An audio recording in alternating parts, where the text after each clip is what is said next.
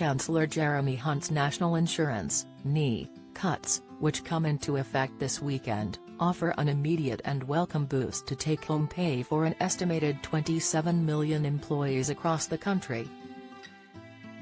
However, as the dust settles on this autumn statement decision, Aegon's pension director Stephen Cameron has flagged potential implications for individual finances and the future funding of the state pension and current triple lock policy.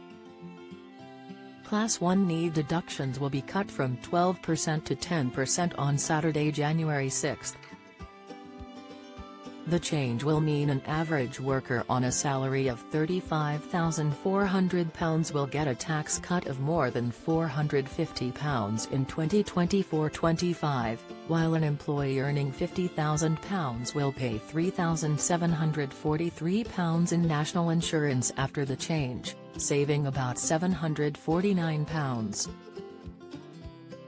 Stephen Cameron said, "The NI cut offers a welcome New Year boost for millions of employees, offering some relief to the cost of living challenge."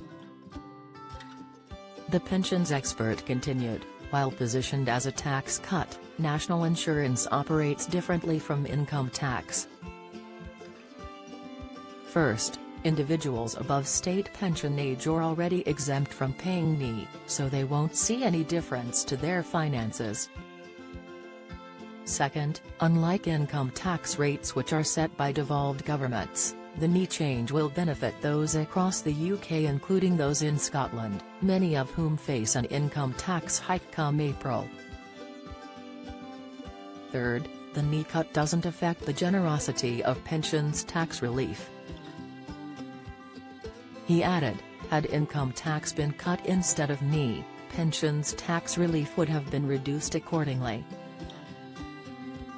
But Mr. Cameron also wanted the short-term relief of the NI cut could have a potentially bigger impact on how the state pension is funded. He explained, "Today's state pensions are paid for from the NI of today's workers. The cut will mean less NI receipts even though the state pension is increasing by 8.5% in April, more than double the current rate of inflation. Our aging population, combined with the current triple lock mechanism, means the costs of state pensions are rising sharply. Reducing NI contributions, their primary source of funding, adds to the challenge, potentially requiring alternative state pension funding sources from general taxation in future." Alongside the fears over funding for future state pensions, James McCaffrey, spokesperson for Totally Money, is warning the NI cut could drag more people into higher income tax bands. He said, "This Saturday, 27 million people should see a cut to the amount of national insurance they're paying, reducing the cost by £450 per year for the average worker." However, income tax thresholds aren't rising at the same rate as inflation, and will remain frozen until 2028. The result is that those receiving pay rises might find themselves slipping into higher tax thresholds and paying more on their earnings. Over the next few years, it's estimated that nearly 4 million more people will start paying income tax, while 3 million will be subject to higher rates. Real household disposable incomes are continuing to slide, and while a cut to national insurance will be of some benefit, it's unlikely to cover the impact of the soaring cost of living and the freeze to income tax. Take-home pay after national insurance rate cut. Research conducted by Totally Money indicates how much people can expect to save over the 2024-25 financial year. Salary saving £20,000 £148.60, £25,000 £248.60, £30,000 £348. 60 £34,963 £447 and 86 pence £40,000 £548 and 60 pence £50,000 £748 and 60 pence £75,000 £754.